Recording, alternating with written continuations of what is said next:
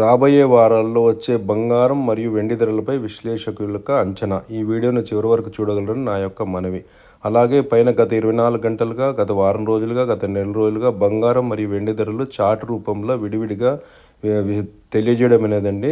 కింద దాని యొక్క డాలర్స్ రూపం అంటే ఒక ఔన్స్ రేటు కూడా ఎంత డిఫరెన్స్ ఉందనేది కూడా క్లియర్గా చెప్పడం జరిగింది. అవసరమైన వాళ్ళు దయచేసి పాజ్ అనగా దాన్ని ఆపేసి, వీడియోని ఆపేసి స్క్రీన్ షాట్ తీసుకోగలని చూసుకోవాలని నా యొక్క మనవి. అలాగే రాబోయే వారంలో సురేంద్ర మెహతా గారు $4,512 నుండి $5,224 అనగా సుమారుగా $712 వరకు డిఫరెన్స్ రావచ్చు అంటున్నాడండి బంగారం ధర పైన. అనగా $2,136 ఒక ఔన్స్కి.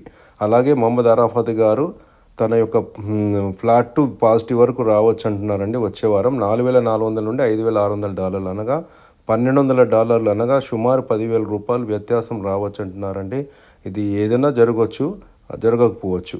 అలాగే సురేంద్ర మెహతా గారు వెండి ధర పైన $70.95 నుండి $82.25 అనగా $11.3 అనగా 38,500 మధ్యలో వ్యత్యాసం ఉండొచ్చండి. మొహమ్మద్ అరాఫత్ గారు మాత్రం ఇది మన $31 వరకు వ్యత్యాసం ఉండొచ్చు అంటున్నారు. అంటే ఇది 1,05,000 వరకు తేడా ఉండొచ్చు అంటున్నారండి. అలాగే సురేంద్ర మెహతా గారు జిఎస్టీ కలపక ముందు 1,41,250 నుండి 1,63,550 కలిపితే 1,45,480 నుండి 1,68,457 వరకు తేడా ఉండొచ్చు అంటున్నాడండి. ఇది బంగారం పైన.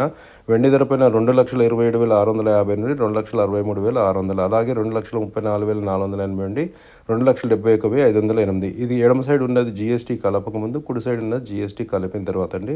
దయచేసి చూసుకోవాలని నా యొక్క మనవి. 23/2/26 వరకు చైనా మార్కెట్ వాళ్ళ నూతన సంవత్సరం సందర్భంగా వాళ్ళకి సెలవు ఉందండి. సో దీని రేట్లలో పాల్గొనరు వాళ్ళు.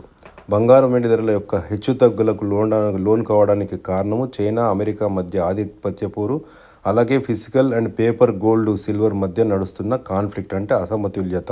అలాగే పెద్ద పెద్ద పెట్టుబడిదారులు షార్ట్ చేయడం వల్ల కూడా ఈ వెండి బంగారం ధరలలో తేడా వస్తుందని విశ్లేషకులకు అంచనా అండి. మన వద్ద 1, 2, 2.5, 5, 10 గ్రాములలో బంగారు కాయిన్స్ డినామినేషన్ లభిస్తుందండి. అలాగే వెండి కూడా అనేక రూపాల్లో లభిస్తుంది. కావాల్సిన వారు మన యొక్క నెంబర్కు ఫోన్ చేసి తెలుసుకోగలరు. అలాగే విశ్లేషకుల అభిప్రాయం ప్రకారము మనకు బంగారం ధర తగ్గినప్పుడల్లా కొంచెం కొంచెం కొనుక్కోమని సలహా ఇస్తున్నారండి.